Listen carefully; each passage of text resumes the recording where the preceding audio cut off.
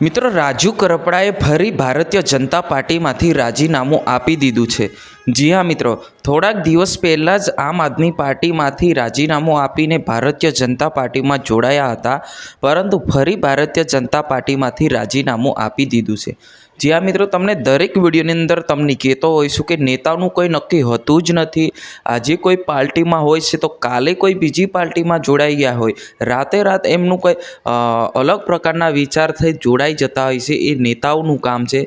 જી હા મિત્રો, વિડીયોને છેલ્લે સુધી જોજો ને આપણી ચેનલ પર નવા હો તો ચેનલને સબસ્ક્રાઈબ કરીને લાઇક કરી નાખજો।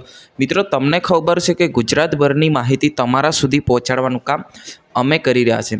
હવે મિત્રો, વાત કરવામાં આવે તો નેતાનું કોઈ નક્કી હોતું જ નથી કે રાજુભાઈ કરપડા 80 દિવસ એટલે કે ખેડૂતો માટે 80 દિવસ જેલમાં રહ્યા, તો હવે ફરી ભારતીય જનતા પાર્ટીમાં જોડાયા હતા અને જોડાયા પછી ફરી રાજીનામું આપી દીધું। હવે કઈ પાર્ટીમાં જોડાશે કોઈ નક્કી છે જ નથી।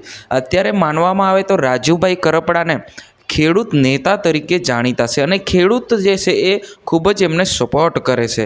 ત્યારે ભારતીય જનતા પાર્ટીમાં જોડાયા હતા, પરંતુ ફરી એ રાજીનામું આપી દીધું છે અને અત્યારે સોશિયલ મીડિયા પર જે રીતના લોકો કહી રહ્યા છે કે રાજુભાઈ કરપડા ફરી આમ આદમી પાર્ટીમાં જોડાઈ શકે છે, તો મિત્રો તમને ફરી એકવાર કહી દઉં કે નેતાનું કોઈ નક્કી હોતું જ નથી કે ગમે ત્યારે ગમે તે પાર્ટીમાં જોડાઈ શકે છે।